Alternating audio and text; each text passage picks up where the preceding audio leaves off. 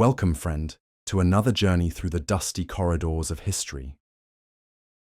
Tonight, we're heading somewhere the history books often overlook, where the line between law and lawlessness blurred like heat mirages on an endless prairie. Whether you're settling in for the night or just looking to slow the pace of your evening, I'm grateful you're here with me. I'd love to know where you're listening from tonight, what city, what country, and what time it is as you drift into this story. There's something oddly comforting about knowing we're all scattered across the world, but connected by these forgotten tales. If this kind of gentle historical storytelling helps you unwind, consider subscribing. We have many more stories waiting in the shadows of the past. Now, dim the lights if you haven't already. Let the weight of the day settle into your shoulders like dust on an old coat. Tonight, we're riding back to a time when justice wore a badge but didn't always follow the rules, when the most dangerous men sometimes carried the law in their holsters, and when being wanted could mean two very different things, depending on which side of the badge you stood. This is the story of the most wanted officer in the Wild West. Not wanted by criminals, mind you, but wanted by the very people he was sworn to protect. It's a tale that begins not with gunfire or gold, but with a quiet man who believed in justice so deeply that it nearly destroyed him. Picture, if you will, the year 1875. The Civil War is a decade behind us, but its ghosts still walk the frontier towns that dot the American West like scattered coins on a vast green table.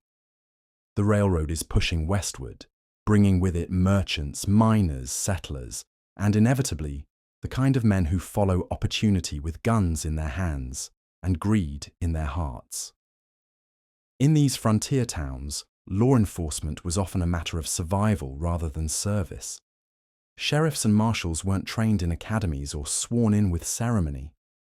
They were usually just men who could shoot straight and weren't afraid to die, because in many cases, death was precisely what the job offered. The badge was often passed from one willing soul to the next, like a dangerous inheritance, and most who wore it understood that their tenure would likely be measured in months, not years. But our story doesn't begin in the dusty streets of Dodge City or the saloons of Tombstone. It begins in a place even more remote, more forgotten, a town that existed for barely 2 decades, but managed to pack enough drama into those years to fill several lifetimes. The town was called Perdition Creek, and if you've never heard of it, that's because it was designed to be forgotten. Perdition Creek sat in what is now eastern Colorado, though back then it was simply called the Territory, a vast expanse of land where the law was what you made it and justice was what you could enforce. The town sprang up around a silver mine that promised riches, but delivered mostly heartbreak, the kind of boom and bust story that defined the American West. But Perdition Creek had something most mining towns didn't. It was perfectly positioned along 3 different territorial boundaries, which meant that a man could commit a crime in one territory and be across the line into another before the dust settled. This geographic quirk made Perdition Creek a haven for a particular type of individual, those who preferred their business conducted in the shadows and their exits planned in advance. By 1875, the town had earned a reputation as a place where questions weren't asked and answers weren't given, where money changed hands faster than names, and where the local cemetery was filling up with men whose headstones read simply "unknown" and "here lies trouble." Into this den of carefully organized chaos rode a man named Samuel Morrison. He was 32 years old, which in frontier terms made him practically ancient, weathered by years of riding hard country and facing down hard men. Morrison had served as a deputy marshal in Kansas for nearly a decade, long enough to earn a reputation for fairness and an even stronger reputation for being utterly incorruptible in a profession where corruption was often the only thing that kept a man alive. Morrison was not a large man, perhaps 5 feet 8 inches in his boots, with the lean build of someone who'd spent more time in the saddle than at a dinner table. His hair was prematurely grey, his face lined by sun and worry, and his eyes held that particular quality that comes from seeing too much of humanity's darker nature. He wore his badge pinned inside his coat, not out of shame, but out of practicality. In towns like Perdition Creek, advertising your profession was often the same as painting a target on your back. What brought Morrison to Perdition Creek was a simple case that had grown complicated, as simple cases often do when they involve large amounts of money and small amounts of conscience. 3 months earlier, a bank in Denver had been robbed by what witnesses described as a well-organized gang of 5 men. They'd taken nearly $8,000, a fortune in those days, and vanished into the maze of mining camps and frontier towns that dotted the Colorado Territory like islands in an ocean of grass. The trail had gone cold until a reliable informant suggested that some of the stolen money had surfaced in Perdition Creek, being spent by men who'd arrived in town shortly after the robbery. Morrison's superiors had initially planned to send a full posse, but the politics of territorial jurisdiction made such an expedition complicated.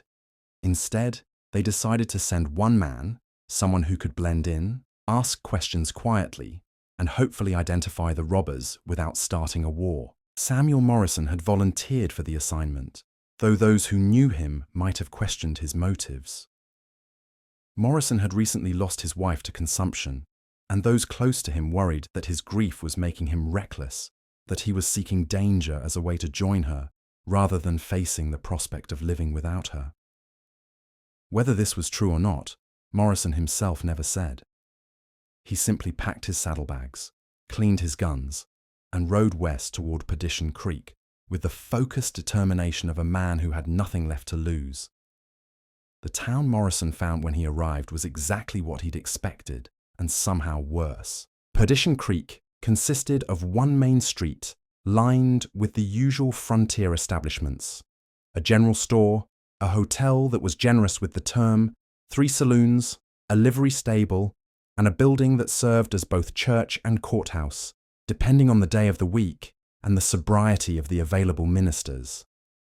The buildings were mostly wood-frame construction, hastily built and already showing signs of the harsh weather that swept across the plains. Paint was a luxury that few buildings enjoyed, and those that had been painted were now weathered to the grey-brown colour of old bones. But it was the people who made Perdition Creek truly dangerous. Morrison could spot the type immediately: men who wore their guns low and their hats pulled down, women whose eyes were too hard and smiles too practiced, children who'd learned to read faces for signs of violence before they'd learned to read books. This was a town where everyone was running from something, and most were running towards something else that probably wasn't much better. Morrison took a room at the hotel, a generous term for what amounted to a wooden box with a bed and a wash basin. The proprietor, a nervous man named Heckle, who seemed to twitch every time someone walked past the window, accepted Morrison's money without asking his name or his business. In Perdition Creek, such questions were considered not just rude, but potentially fatal. For his first few days in town, Morrison played the role of a travelling merchant looking to establish trade routes between the mining camps. It was a plausible cover story. Such men were common on the frontier, and their interest in asking questions about who had money and who was spending it seemed natural rather than suspicious. Morrison made the rounds of the saloons, bought drinks for strangers, and listened to the kind of talk that flows freely when men think they're among their own kind. What he heard confirmed his suspicions. There were indeed newcomers in town, 5 men who'd arrived shortly after the Denver robbery and were spending money with the casual ease of those who'd come by it suddenly. They called themselves the Donovan brothers, though Morrison's experienced eye suggested that not all of them were related by blood. They'd rented a house on the outskirts of town and kept mostly to themselves, emerging primarily to frequent the saloons and visit the establishments that catered to men with money and few questions about how they'd earned it. The leader of the group was a man named Patrick Donovan, a smooth-talking Irishman with the kind of charm that could convince a snake to buy its own venom. Donovan was perhaps 40 years old, well-dressed by frontier standards, and possessed of the confident air that comes from successful violence. His brothers were a mixed collection of hard cases. Thomas Donovan, who might actually have been related to Patrick. Miguel Santos, a Mexican gunfighter with a reputation that preceded him like smoke before fire. James Dutch Mueller, a former soldier whose discharge from the army had been less than honourable, and William Billy Crane, the youngest of the group, barely 20, but already wearing the cold eyes of a man who'd killed and expected to kill again. Morrison spent nearly a week observing the group, learning their habits, their routines, their weaknesses. Patrick Donovan was careful but not paranoid, confident in the protection that Perdition Creek's lawless reputation provided. Thomas Donovan drank too much and talked too freely when he did. Santos was dangerous but predictable, a man who solved problems with violence because it was the tool he knew best. Mueller was methodical and cautious, the kind of man who planned escape routes before he planned crimes. And Billy Crane was the wild card, young enough to be reckless, but experienced enough to be deadly. The more Morrison learned about the group, the more certain he became that they were indeed the Denver bank robbers. Their timeline fit, their suddenly acquired wealth was obvious, and their behaviour matched that of men who'd pulled off a successful job and were waiting for the heat to die down before moving on. But knowing they were guilty and proving it were two different things, and arresting them single-handedly in a town where the law was, whatever the man with the biggest gun said it was, would be suicide. Morrison's plan was simple, which in his experience made it more likely to succeed.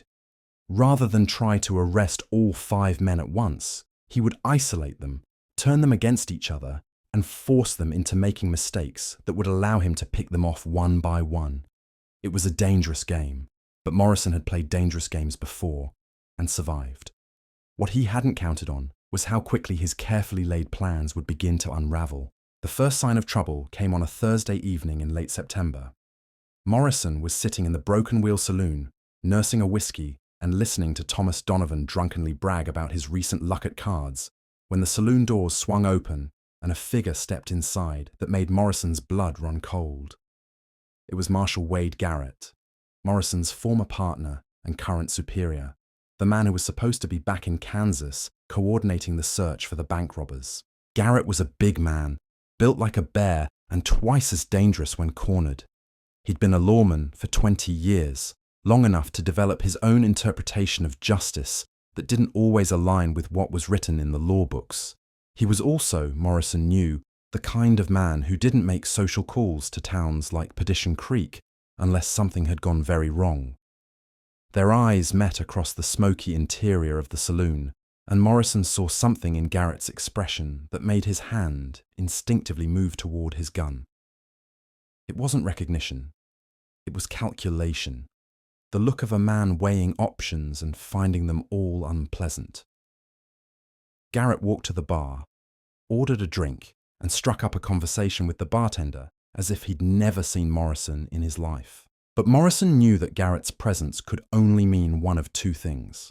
Either Morrison's cover had been blown, and Garrett was here to extract him, or something much worse was happening, something that would explain why a federal marshal would travel hundreds of miles to a lawless town where his badge carried no weight and his life expectancy could be measured in hours. As Morrison sat there, watching Garrett work the room with the practiced ease of a man who'd been reading dangerous situations for decades, he began to realize that his simple assignment was about to become very complicated indeed. The most wanted officer in the Wild West was about to discover that sometimes the law and justice are two very different things, and that in a place like Perdition Creek, the difference could get you killed. The night was settling in around the town like a familiar coat, and somewhere in the distance, a coyote howled at the rising moon. In the saloon, men continued to drink and gamble and lie to each other, unaware that their small, forgotten town was about to become the center of a storm that would reshape their understanding of right and wrong, law and order, and the thin line that separated civilization from chaos. Morrison finished his whiskey, tipped his hat to no one in particular, and walked out into the night. Tomorrow, he would begin to learn just how dangerous the truth could be. and why sometimes the most wanted man in the West was the one wearing the badge. The next morning dawned grey and cold, the kind of September day that reminded everyone on the frontier that winter was coming, whether they were ready for it or not. Morrison woke before sunrise, as was his habit, and lay in the narrow bed listening to the sounds of Perdition Creek stirring to life. Somewhere down the hall, a man was coughing like his lungs were trying to escape his chest. Outside, horses snorted and stamped in the livery stable, and the early shift at the mine was already trudging past his window, their boots marking time like a funeral march. He dressed carefully, checking his weapons with the methodical precision of a man who understood that survival often depended on details others might overlook. His Colt Peacemaker sat in its holster with the practiced weight of an old friend, and the Derringer in his boot was a comfort he'd learned to appreciate during his years of walking into situations where being outgunned was more common than being fairly matched. Downstairs in the hotel's dining room, which was little more than 3 tables and a kitchen that had seen better decades, Morrison ordered coffee and eggs from a woman who looked like she'd been cooking the same meal for 20 years and had grown to hate it more with each passing day. The coffee was strong enough to wake the dead, which in Perdition Creek was sometimes exactly what you needed. As he ate, Morrison watched the street through the grimy window. The town was coming alive in its own peculiar way. Shopkeepers opened their doors with the resigned air of men who knew they'd be robbed before the week was out. Women emerged from houses that were generous with the term, their faces painted bright against the grey morning, like flowers blooming in a graveyard. And somewhere in the mix of humanity flowing past his window, Morrison spotted the man he'd been hired to find. Patrick Donovan walked down the main street like he owned it, which in many ways he did. Money, Morrison had learned over the years, had its own gravity in places like this. It pulled people toward you, made them eager to please, willing to look the other way when inconvenient questions arose. Donovan was dressed well, too well for a mining town, in a dark suit that probably cost more than most men in Perdition Creek made in a year. His boots were polished, his hat was new, and he carried himself with the confident swagger of a man who'd never met a problem he couldn't shoot or buy his way out of. Following at a respectful distance was Billy Crane, the youngest of the supposed brothers. Morrison had been watching Billy for days now, and what he saw worried him. The kid had that particular look that came from growing up too fast in all the wrong ways. His hand never strayed far from his gun, his eyes constantly scanned for threats, and he moved with the coiled tension of a rattlesnake in summer. Billy was dangerous, not because he was cruel, but because he was afraid, and afraid men with fast draws had a tendency to solve problems permanently. Morrison finished his breakfast and stepped out onto the wooden sidewalk that ran along the main street. The boards creaked under his feet, some of them rotted through enough that he could see the mud below. Across the street, Marshall Garrett emerged from the Broken Wheel Saloon, looking like a man who'd spent the night drinking and thinking in equal measure. Their eyes met again, and this time Garrett nodded slightly. Not a greeting, exactly, but an acknowledgement that they were both professionals operating in dangerous territory. What Morrison didn't know, what he couldn't have known, was that Garrett's presence in Perdition Creek had nothing to do with the Denver bank robbery, and everything to do with a much larger problem that stretched from the territorial capital all the way back to Washington. The railroad companies were pushing hard for statehood, and with statehood would come federal oversight, territorial marshals, and most importantly, an end to the kind of lawless zones that made places like Perdition Creek profitable for the right kind of men. Garrett had been sent not to help Morrison, but to make sure that Morrison's investigation never reached a conclusion that might embarrass certain powerful interests. The Denver bank robbery was small money compared to the railroad contracts and mining rights that were changing hands in backroom deals across the territory. If Morrison was successful, if he brought the Donovan gang back for trial, they might start talking about who else they'd worked for, what other jobs they'd pulled, and most dangerously, who had been protecting them. The irony was that Morrison, the most honest lawman in the territory, had unknowingly stumbled into the middle of a conspiracy that reached higher than he could have imagined. The very people who'd sent him to Perdition Creek were now scrambling to make sure he never came back, or at least never came back with information that could damage their carefully constructed network of corruption. As Morrison walked down the street, nodding politely to the few citizens brave enough to acknowledge a stranger, he was thinking about tactics. 5 men, heavily armed, in a town where the law was whatever you could enforce with a gun. The odds weren't good, but Morrison had faced worse odds before. What bothered him wasn't the mathematics of the situation, but the feeling that something was wrong, that there were pieces to this puzzle he hadn't found yet. His instincts were proven correct when he rounded the corner near the general store and nearly walked into Miguel Santos. The Mexican gunfighter was leaning against a hitching post, cleaning his fingernails with a knife that looked sharp enough to shave with. Santos looked up as Morrison approached, and for a moment, the 2 men studied each other with the professional interest of predators sizing up potential competition. "Morning," Morrison said, tipping his hat slightly. Santos smiled, but it didn't reach his eyes. "Sea is beautiful morning, no? Good day for business." His English was accented but clear, and Morrison caught the emphasis on the word business. In Santos's world, business usually involved someone ending up dead. "Indeed it is," Morrison replied, keeping his voice casual. "Though I find business often goes better when it's conducted between honest men." The smile faded from Santos's face, and his hand moved slightly closer to his gun. "Honest is relative, senor.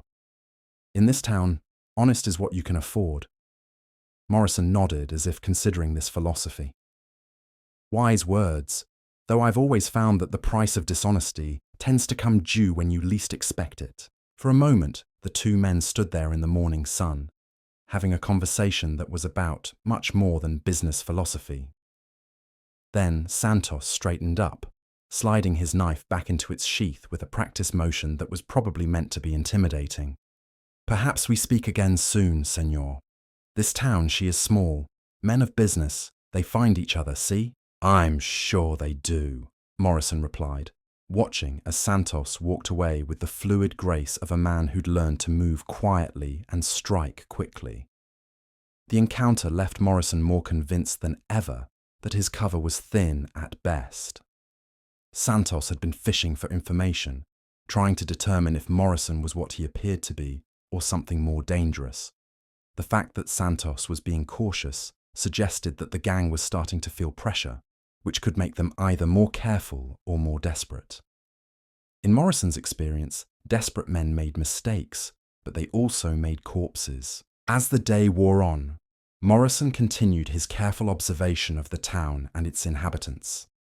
He visited the general store, where the proprietor, a nervous man named Kelly, seemed eager to talk about anything except the 5 well-dressed strangers who'd been buying supplies with silver coins. He stopped by the livery stable, where the owner, an ancient man who claimed to have shoe horses for Kit Carson himself, was more forthcoming about the newcomers' horses. Fine animals, all of them, the kind that suggested their owners had money to spend and places to go quickly if necessary. But it was at the church, or what passed for a church in Perdition Creek, that Morrison learned something that changed his understanding of the situation entirely. The building served double duty as a house of worship on Sundays and a courthouse whenever the territorial judge made his monthly rounds. On this particular day, it was neither, just a quiet building where Morrison hoped to find a moment of peace to think through his next moves. He was sitting in one of the rough wooden pews, studying the simple cross that hung above what might generously be called an altar, when he heard footsteps behind him. Morrison didn't turn around. In his line of work, sudden movements in unfamiliar places were often the last movements a man ever made. Instead, he listened, cataloguing the sound of the footsteps, the weight and rhythm that might tell him whether he was about to have a conversation or a gunfight. "You're not much of a praying man, are you, Morrison?" The voice belonged to Marshal Garrett, and the fact that he'd used Morrison's name meant that whatever game they'd been playing was over. Morrison turned slowly, his hand resting casually near his gun, and found Garrett standing in the doorway with his own hand similarly positioned.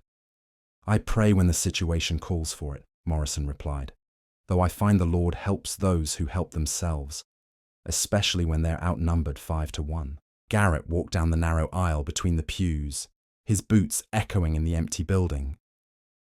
"That's what I wanted to talk to you about. This situation you've gotten yourself into." "The situation I was sent into," Morrison corrected. "Unless something's changed that I don't know about." Garrett reached the pew directly in front of Morrison and sat down, turning to face him. Up close, Morrison could see that his former partner looked tired, older than his years, like a man carrying weight that wasn't visible to the naked eye. "Everything's changed, Sam. This whole thing, the Denver robbery, the gang, your assignment, it's not what you think it is." Morrison felt something cold settle in his stomach, the feeling he'd learned to associate with moments when the ground was about to shift beneath his feet. "Explain." Garrett looked around the empty church, as if checking for listeners, then leaned forward. "The Denver bank robbery was just the beginning. These men, the Donovan gang, they're not independent operators. They're working for someone with enough pull to make problems disappear and witnesses go silent." "Who?" "That's the question that's going to get us both killed if we're not careful. But I can tell you this much. It goes high enough that when your investigation started getting close to the truth, certain people in the territorial government started getting nervous. Nervous enough to send me here to make sure this whole thing goes away quietly." Morrison studied his former partner's face, reading the lines of stress and worry that hadn't been there the last time they'd worked together. "And by goes away quietly, you mean?" "I mean you were supposed to disappear, Sam. Killed in the line of duty, maybe ambushed by the very gang you were tracking. A hero's death, very tragic. Case closed." The words hung in the air between them like smoke from a gun barrel. Morrison had suspected something like this might be coming, but hearing it confirmed still felt like a punch to the gut. "And you? What's your role in this heroic tragedy?" Garrett's laugh was bitter. "I'm supposed to be the grieving partner who avenges your death by killing the gang in a shootout. Clean, simple. No loose ends. No embarrassing trials where people might start talking about who else they worked for." Morrison leaned back in the pew, processing this information. Outside, the sounds of Perdition Creek continued. Horses, voices, the distant clang of mining equipment. Inside the church, two lawmen sat in silence, contemplating the corruption of everything they'd sworn to uphold. "So what changed your mind?" Morrison finally asked. "Maybe I got tired of being someone else's gun," Garrett replied. "Maybe I realized that if we let them do this to you, there's nothing to stop them from doing it to me when I become inconvenient. Or maybe I just remembered what it felt like to be a real lawman instead of a paid killer with a badge." Morrison nodded slowly. "So, what do you propose we do about it?" "We finish what you started. We arrest the gang, bring them back for trial, and let the chips fall where they may. It might not be justice, but it'll be more justice than they're planning to give us." The plan they hatched was simple, which Morrison still believed was the best kind. Rather than try to take all 5 gang members at once, they would divide and conquer. Garrett would approach Patrick Donovan directly, claiming to be a corrupt marshal looking to make a deal. While Donovan was distracted by the possibility of buying protection, Morrison would work on isolating the other members of the gang, picking them off one by one until the odds were more manageable. It was dangerous, risky, and depended on a dozen things going exactly right. But it was also their only chance of surviving long enough to expose the corruption that had nearly gotten them both killed. As they shook hands in the empty church, both men knew they were probably agreeing to die together, rather than live as pawns in someone else's game. But sometimes, Morrison reflected as they prepared to leave the church and begin their war against both the gang and their own superiors. Dying on your feet was better than living on your knees. And if they were very lucky, very careful, and very good at their jobs, They might just live long enough to see justice done. The sun was setting over Perdition Creek, painting the sky the color of blood and gold. Soon, the saloons would fill with men looking to forget their troubles in whiskey and cards. Soon, the streets would echo with laughter and gunshots and the sounds of a frontier town, settling into another night of carefully managed chaos. But first, two lawmen had work to do, the kind of work that would either make them heroes or get them killed. And in Perdition Creek, those two outcomes were often the same thing. The evening air in Perdition Creek carried the scent of wood smoke and regret, the kind of mixture that settled into a man's clothes and stayed there long after he'd left such places behind. Morrison and Garrett parted ways at the church steps, each carrying the weight of what they'd agreed to do, and the knowledge that by tomorrow night, at least one of them would likely be dead. Morrison walked slowly back toward the hotel, his mind working through the details of their plan, while his eyes catalogued every shadow, every doorway, every place a man with a rifle might choose to wait.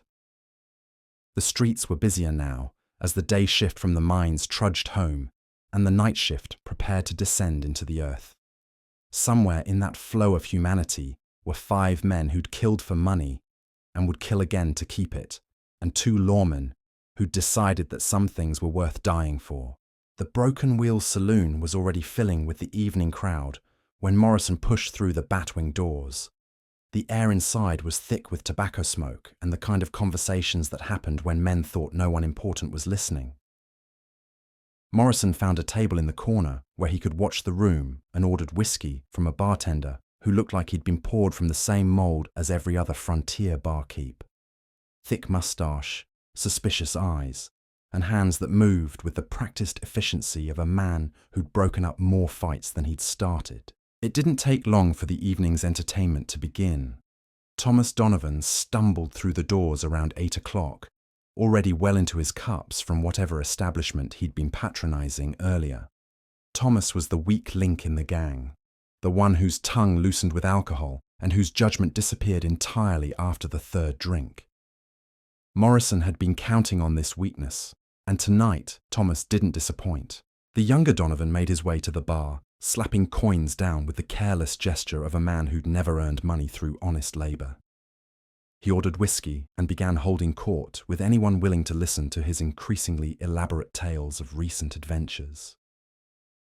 Morrison nursed his own drink and listened, filing away details that might prove useful later. "You boys don't know what real excitement is," Thomas was saying to a small crowd of miners who'd gathered around him like moths around a flame. "Just last month, we pulled a job that would make your head spin.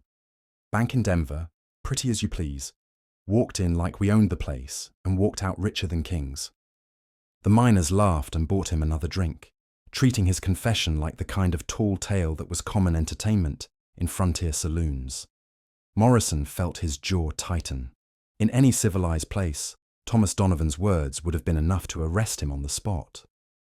But Perdition Creek wasn't civilized, and the men listening to his story weren't the type to run to the law, even if they'd had law to run to.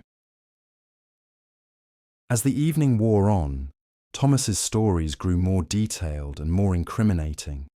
He described the layout of the Denver bank, the faces of the tellers, the weight of the bags of silver they'd carried out. He talked about their escape route, their hiding places, and most dangerously, about the people who'd helped them plan the job. "Course we didn't do it alone," Thomas slurred, leaning heavily on the bar. "Had help from folks who know the territory, know where a man can lay low until the heat dies down. Important folks, if you catch my meaning. Folks with badges and influence and deep pockets." Morrison's blood ran cold. Thomas was drunk enough to implicate not just his gang, but the entire network of corruption that Garrett had described. If the wrong people heard this confession, it wouldn't just be Morrison and Garrett who ended up dead. Thomas himself might not see morning if his loose tongue reached the wrong ears. As if summoned by Morrison's thoughts, Patrick Donovan appeared in the saloon doorway. The gang leader's eyes swept the room with the practiced gaze of a man who'd learned to read danger in crowded places and when his gaze fell on his drunken associate, Morrison could see his jaw tighten with barely controlled anger. Patrick moved through the crowd with smooth efficiency, smiling and nodding to the miners, as if he were running for mayor rather than hiding from the law. He reached his brother's side and placed a firm hand on Thomas's shoulder, the gesture looking friendly to casual observers, but carrying the weight of a clear warning to anyone who knew how to read such things. "Tommy, my friend," Patrick said, his Irish accent lending a musical quality to words that carried the threat of violence. "Perhaps it's time we headed home. You've had a long day." Thomas turned to face his brother, swaying slightly as he tried to focus his eyes. "Patrick, I was just telling these fine gentlemen about our recent travels. Fascinating stories, they seem to think." "I'm sure they do," Patrick replied, his smile never wavering even as his grip on Thomas's shoulder tightened. "But some stories are better told in private, don't you think?" The miners, sensing the sudden tension in the air, began to drift away from the bar. They'd seen enough violence in their lives to recognize the signs when it was brewing, and none of them were drunk enough or stupid enough to get caught in the middle of whatever was about to happen between the well-dressed strangers. Morrison watched the exchange with professional interest, noting the way Patrick controlled the situation without raising his voice or making obvious threats. This was a man who understood power and how to wield it. Someone who'd learned that the most effective violence was often the violence that never needed to be used. Thomas, for all his drunken bravado, recognized his brother's authority and allowed himself to be guided toward the door with only token resistance. But as they reached the saloon entrance, Thomas made one final mistake. He turned back toward the bar, raised his glass in a mock toast, and called out loudly enough for the entire room to hear, "Here's to easy money and friends in high places. May the law never catch up with either." The toast was met with scattered laughter and raised glasses, but Morrison saw Patrick's face go pale beneath his tan. Whatever patience the gang leader had maintained was now exhausted, and Morrison could practically feel the violence radiating from the man like heat from a forge. They left the saloon together, Thomas still talking and laughing, while Patrick maintained his public smile.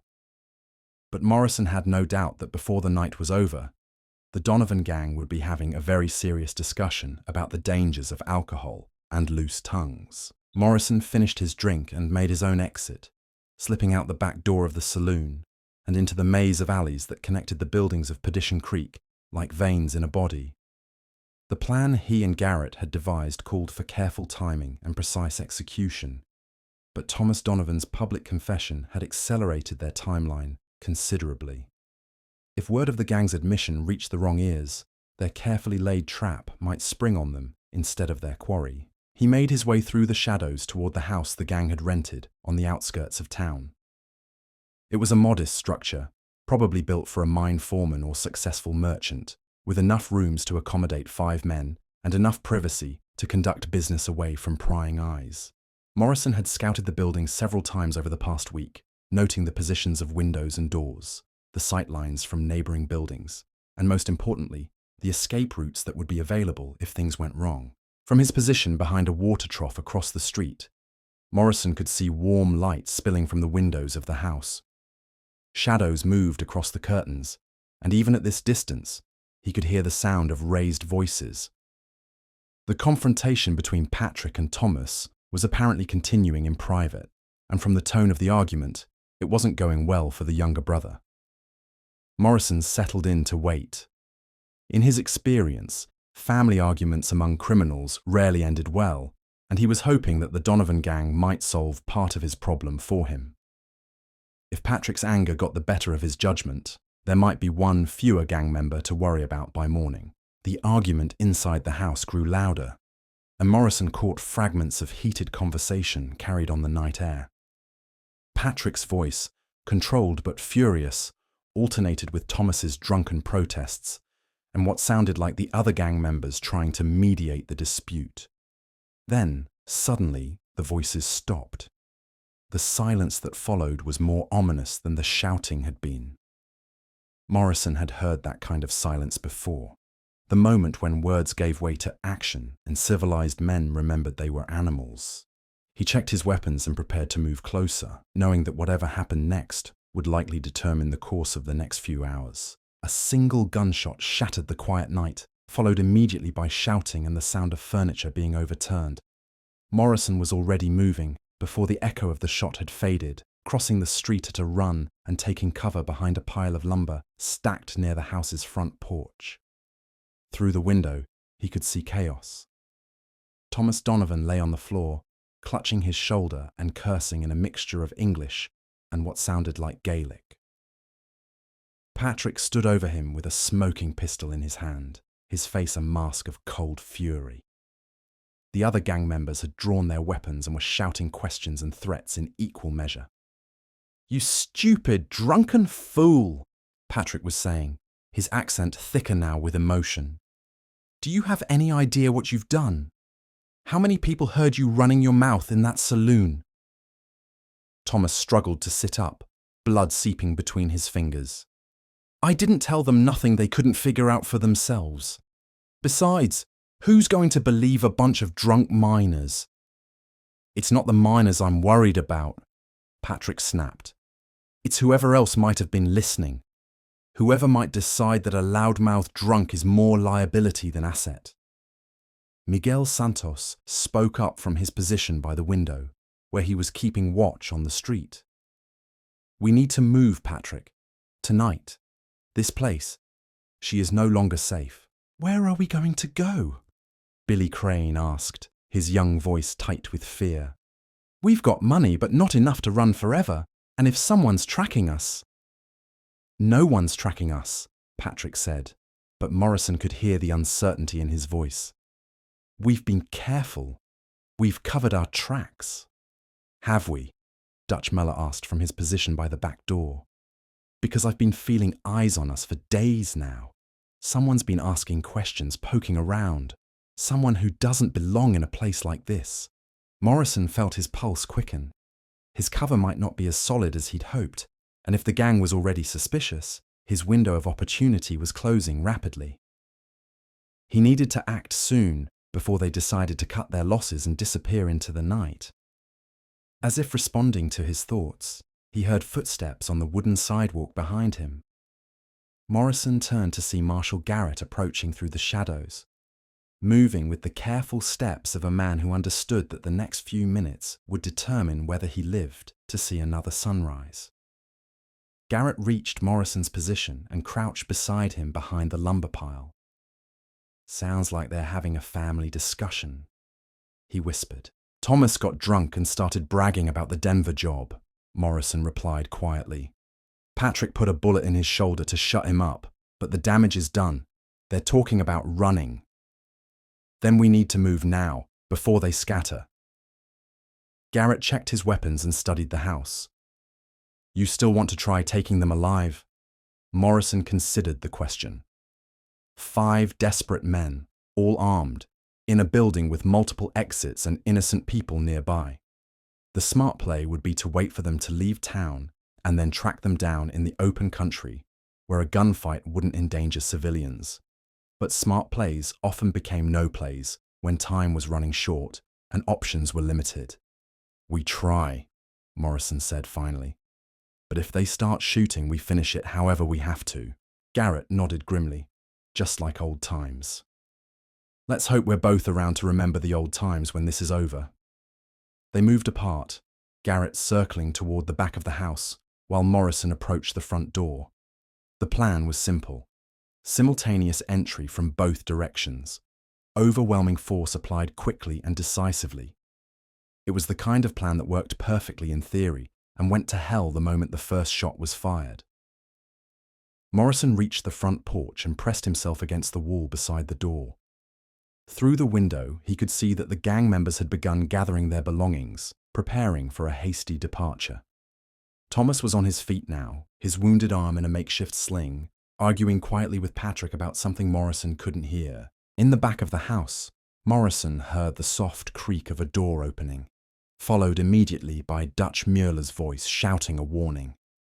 The careful plan dissolved into chaos as weapons were drawn, and voices raised in challenge and threat. Morrison kicked in the front door and rolled into the room, his gun drawn and ready. "Federal marshals, nobody move!" For a moment, the tableau held like a photograph. 5 men frozen in various positions around the room, their hands reaching for weapons or already holding them, their faces showing the mixture of surprise and calculation that came with sudden confrontation. Then, Billy Crane, the youngest and most frightened, made the decision that would turn the night into a battlefield. His gun cleared leather with the speed that had kept him alive through half a dozen gunfights, and his first shot splintered the doorframe inches from Morrison's head. After that, there was no more talking, no more planning, no more careful strategy. There was only gunfire and smoke and the ancient dance of men trying to kill each other in a small room where there was nowhere to hide and no time to think. The most wanted officer in the Wild West was about to learn that sometimes justice came at the end of a gun barrel, and sometimes the price of wearing a badge was everything you had to give. The gunfight that erupted in that modest house on the outskirts of Perdition Creek lasted perhaps 30 seconds, though to the men involved it felt like hours. Time has a way of stretching when death is measuring the distance between heartbeats, when every muzzle flash illuminates faces twisted with desperation and determination.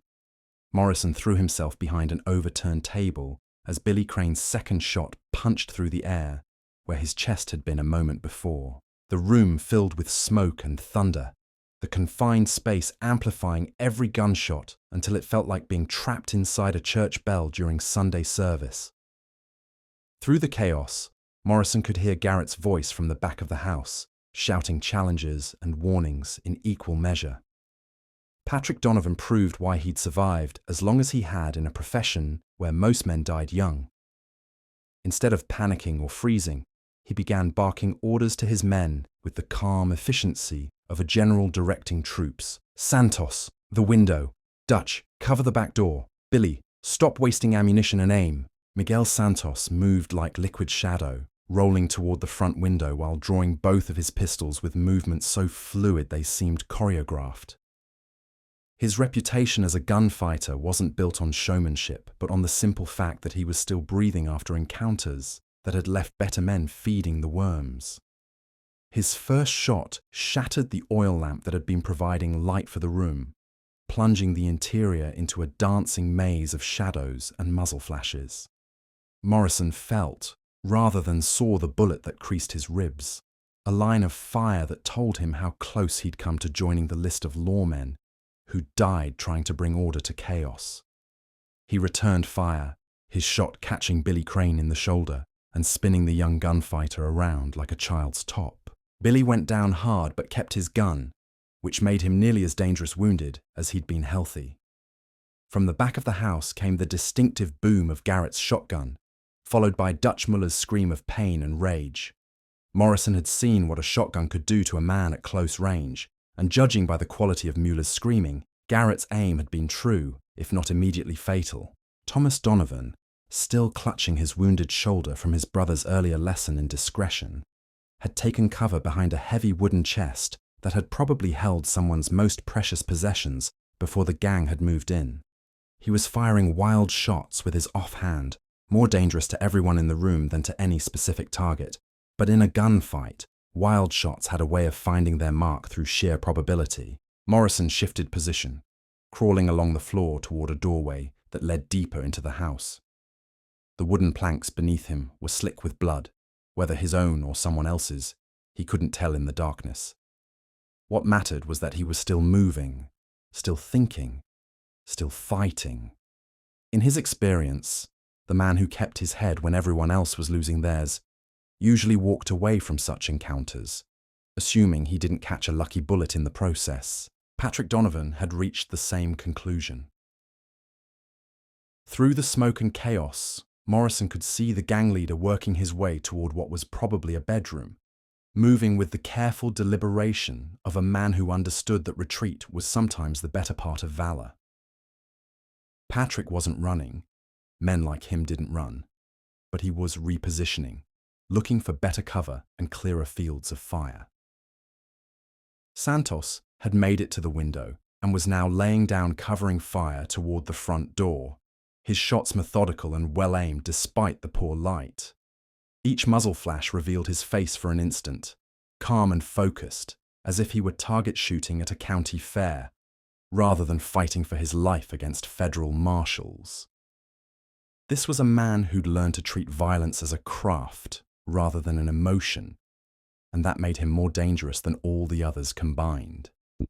Morrison rose to one knee and put a bullet through the wall where he estimated Santos was crouching. The thin planks of the house's construction weren't much protection against a .45 caliber slug, and he was rewarded with a grunt of pain and the sound of someone hitting the floor hard. Whether he'd killed Santos or merely wounded him remained to be seen. But at least the steady stream of gunfire from the window had stopped. Billy Crane was trying to reload his pistol one-handed, a difficult task made nearly impossible by the blood loss from his shoulder wound and the trembling that came from fear and shock.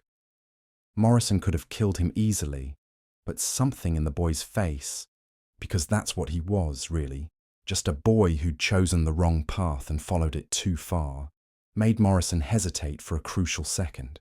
That hesitation nearly cost him his life. Thomas Donovan, seeing Morrison's momentary distraction, raised his pistol and fired. The bullet took Morrison's hat clean off his head and buried itself in the wall behind him with a solid thunk that spoke of close margins and closer calls. Morrison rolled sideways and put 2 shots into Thomas's chest, watching the man's eyes widen with surprise before he toppled backward and lay still. From the back of the house came another shotgun blast, followed by the sound of breaking glass and running feet. Garrett's voice echoed through the building. "Muller's down! Patrick's heading for the back window!" Morrison pushed himself to his feet, ignoring the burning pain in his ribs and the way the room seemed to tilt slightly to the left. Concussion, probably, from the enclosed gunfire, but nothing that would keep him from finishing what they'd started.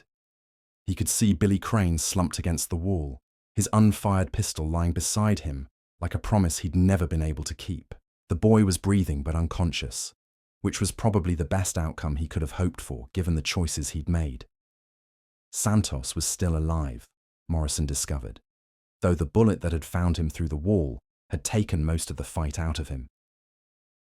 The Mexican gunfighter sat propped against the window frame, both hands pressed to his side where blood seeped between his fingers like spilled wine. His pistols lay scattered on the floor around him, and his eyes held the dull resignation of a man who knew his string had finally run out. "It's over, Senor Marshal," Santos said quietly, his accent thicker now with pain and exhaustion. "The others, they run like rabbits, but you fight like a man. I respect this." Morrison kept his gun trained on Santos while he kicked the fallen weapons out of reach. "Where's Patrick heading?"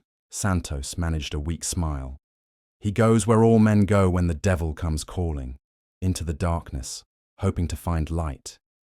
He coughed, and Morrison saw blood on his lips. "But the darkness, she is patient.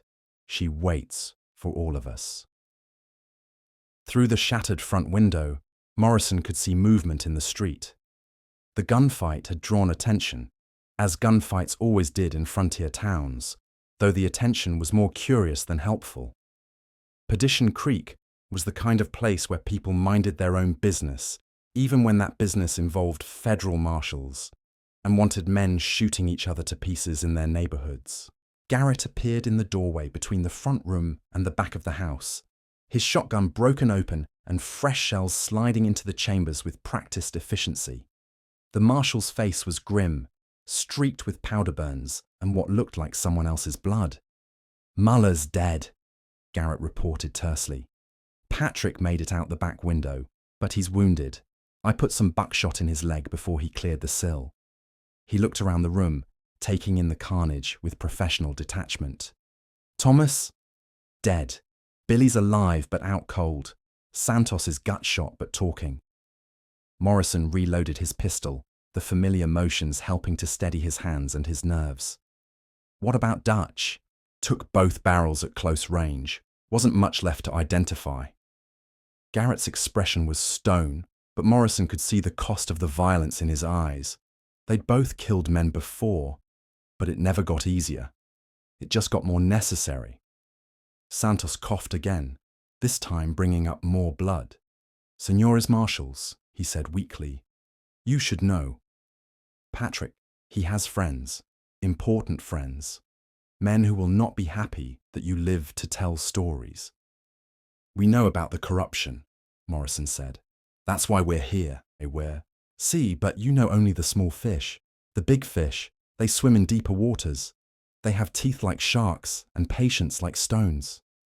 Santos's voice was fading, but his eyes remained sharp. "Patrick, he carries letters, names, places, amounts of money, evidence, you understand. But also, how do you say, insurance?" Morrison and Garrett exchanged glances. Evidence of corruption would be valuable, but evidence in the hands of a desperate man could be even more dangerous.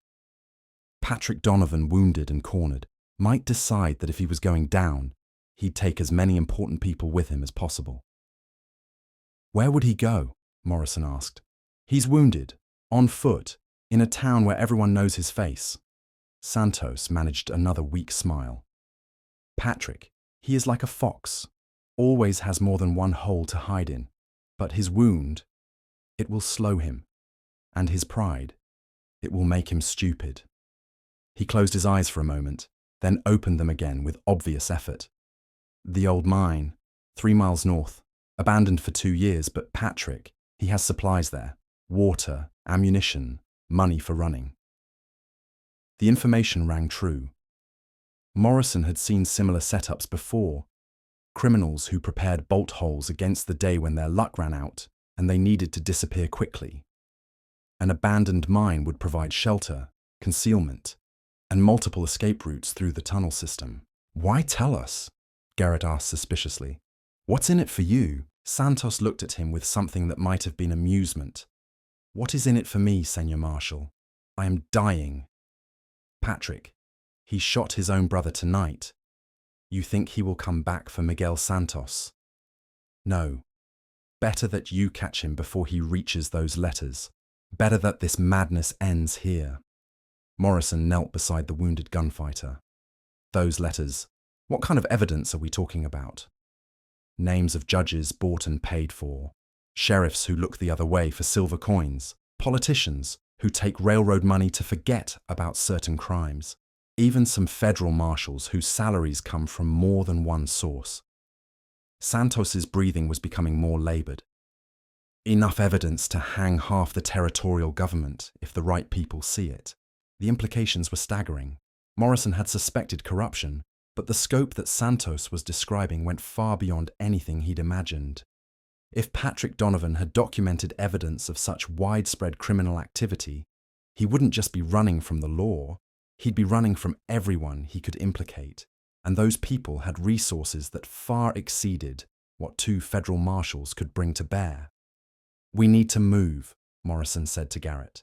"If Patrick reaches that mine and gets dug in, we'll never root him out. And if he gets away entirely..." "Half the territory burns," Garrett finished grimly. "Assuming someone doesn't decide it's easier to silence everyone involved, including us." They left Santos propped against the window, too weak to move, but still breathing. Billy Crane was unconscious but stable, and they tied his hands just in case he woke up with ideas about continuing the fight. The house looked like a battlefield, which Morrison supposed it had been. Furniture overturned, walls riddled with bullet holes, the smell of gunpowder and blood thick in the air. Outside, the curious crowd had grown larger but maintained a respectful distance. Word of the gunfight would spread quickly through Perdition Creek, and by morning, everyone in town would know that federal marshals had shot it out with the mysterious strangers who'd been spending silver dollars like water. Some would approve, others would be angry about the disruption to their carefully balanced ecosystem of crime and corruption, but all would understand that the game had changed. Morrison and Garrett requisitioned horses from the livery stable, the owner accepting Garrett's federal warrant with the resigned air of a man who'd learned not to argue with badges and guns. The horses were good stock, better than Morrison had expected to find in a place like Perdition Creek, and he wondered briefly what other illegal activities the stable owner might be involved in. But that was a question for another day, assuming they lived through this one. The ride to the abandoned mine took them through country that was beautiful in daylight, but treacherous in darkness. The trail wound through hills covered with scrub oak and pine, following the path that supply wagons had once used to service the mining operation.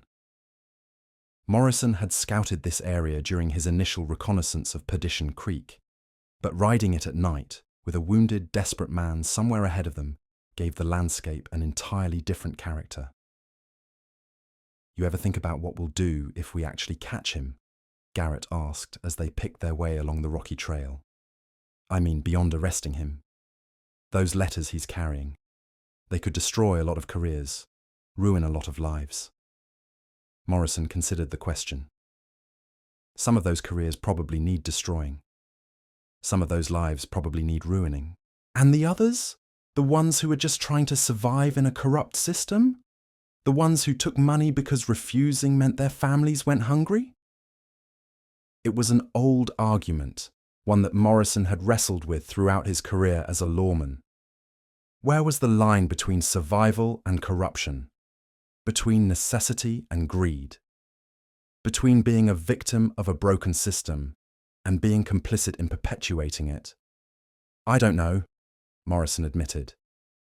"But I know that if we don't enforce the law, if we don't hold people accountable, then the system just gets more broken. Maybe some innocent people get hurt in the process, but more innocent people get hurt if we do nothing." They rode in silence after that, each man lost in his own thoughts about justice and corruption, law and survival. The moon was high overhead, casting silver light on the trail and making the shadows deeper and more deceptive. Somewhere ahead of them, Patrick Donovan was making his own way through the darkness, wounded and desperate, but still dangerous. The abandoned mine appeared as a cluster of dark buildings against the hillside, their windows empty and black like dead eyes. The main shaft was marked by a head frame that stood against the sky like a gallows, and scattered around the site were the remnants of the operation: ore carts, rusted machinery, piles of tailings that gleamed dully in the moonlight. Morrison and Garrett dismounted well short of the buildings and approached on foot, using the tailings piles and abandoned equipment for cover. If Patrick was here, if he'd made it this far with his wounded leg, he'd have had time to prepare for pursuit.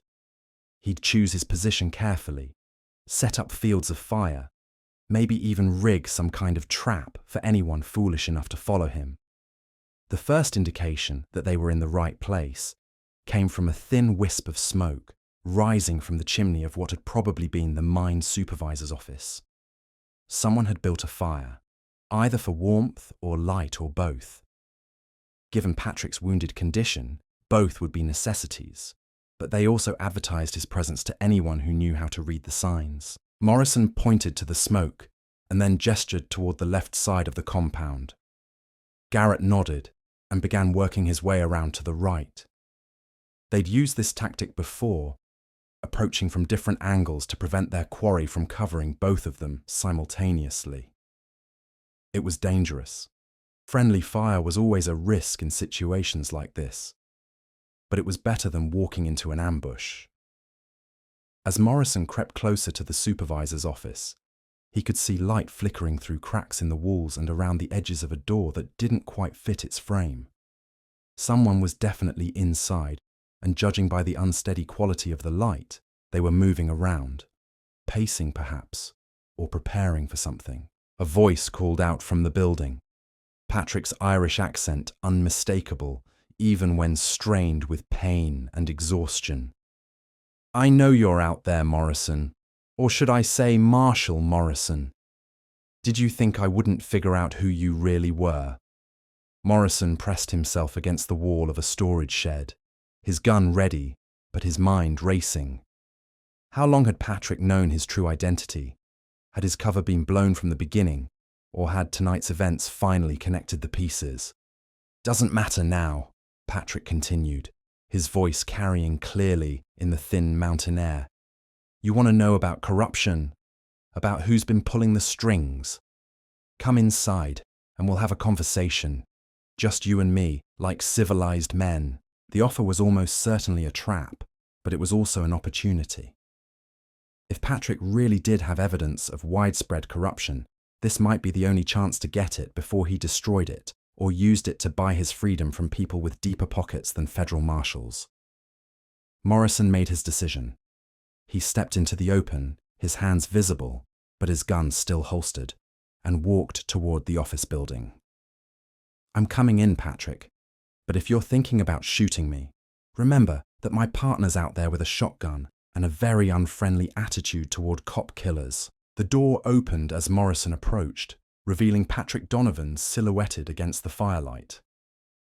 The gang leader looked haggard, his usually immaculate appearance disheveled and bloody. His left leg was wrapped in makeshift bandages that were already soaked through with blood, and his face was pale with pain and blood loss. "Come in, Marshal," Patrick said, stepping aside to let Morrison enter.